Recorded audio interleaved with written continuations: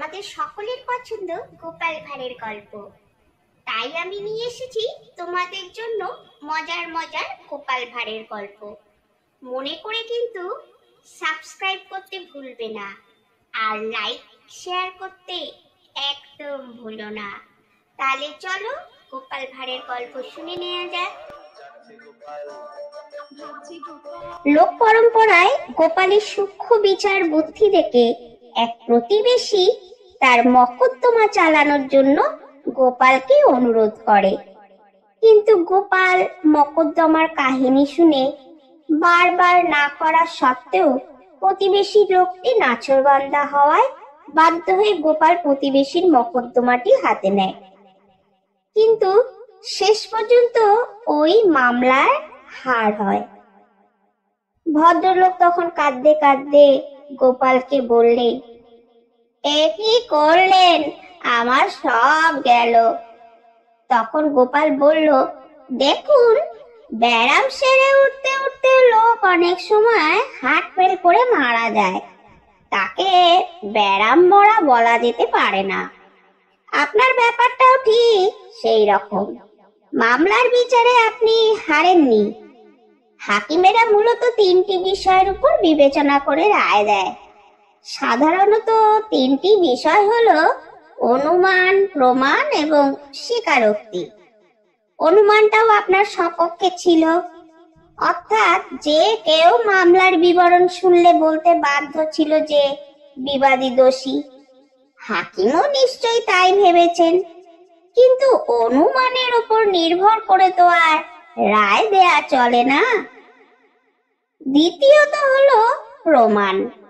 প্রমাণ করা এত শক্ত যে ওর ভেতরে শেষ পর্যন্ত গলদ থেকেই যায়। আমি আপনার মামলা প্রমাণ করে ছেড়েছি, এ কথা যাকে জিজ্ঞেস করবেন সেই বলবে। কিন্তু ওই যে বললাম, গলদ রয়ে গেছে গোড়ায়, থাকতেই হবে গলদ।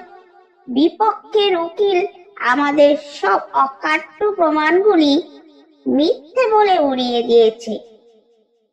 তৃতীয়ত বাকি রইল স্বীকারোক্তি।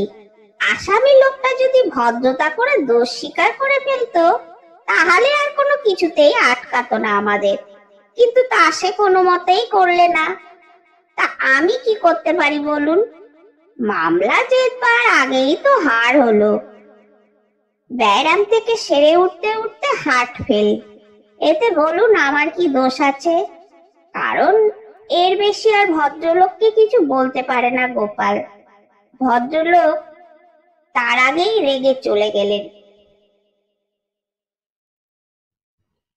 গোপাল একদিন দাবা খেলতে খেলতে দাঁতের যন্ত্রণায় ভীষণ কষ্ট পাচ্ছিল। অসম্ভব যন্ত্রণা যাকে বলে।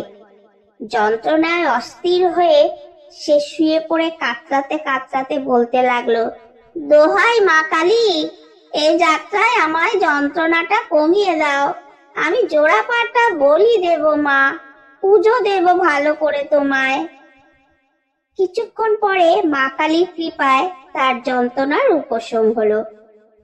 সে আবার খোশ মেজাজে দাবা খেলতে লাগলো মনের আনন্দে।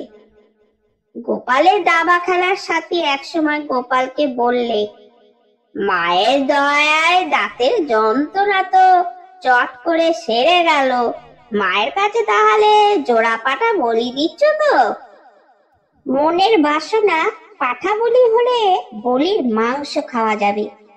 গোপাল দাবার চাল দিয়ে খোশ মেজাজে বললে, যন্ত্রণা আমার এমনিতেই সেরে যেত, এ ব্যাপারে আর মা কালীর কেরামতি কোথায়? যন্ত্রণায় অস্থির হয়ে কি বলতে কি বলে ফেলেছি, সেজন্য আবার জোড়া পাটা বলি দিতে হবে নাকি? মা কালী আমার মাথায় থাক। তারপর গোপাল দিব্যি খোশ মেজাজে দাবা খেলতে লাগলো। ওদের কথায় আর পাত্তা দিল না। খেলার সাথীর মন খারাপ হয়ে গেল। কিন্তু কথায় বলে না, ধর্মের কল বাতাসে নড়ে। বেশ কিছুক্ষণ পরে গোপালের দাঁতের যন্ত্রণা আবার অসম্ভব রকম বেড়ে গেল। এবারকার যন্ত্রণা আগের চেয়েও ভয়ানক। গোপাল যন্ত্রণায় অস্থির হয়ে মা কালীর উদ্দেশ্যে হাত জোড় করে কাতরাতে কাতরাতে বললে, হে মা করুণাময়ী, হে মা দয়াময়ী, হে মা জগৎ জননী, যে কথা বলেছি সেই কথাটি ধরে নিলে মা? আমি কি সত্যি সত্যি বলেছি তোমার কাছে জোড়া পাটা বলি দেব না? এত বোঝো মা, ঠাট্টা বোঝো না। এবার খেলার সাথীর মুখে জোর হাসি ফুটে উঠল। বলির পাঠার প্রসাদ মাংস নিজ্ঞাত পাবে এই মনে ভেবে গোপাল তার এত প্রিয় বন্ধু, তাকে নিশ্চয়ই নিমন্ত্রণ করবে। আসছে গোপাল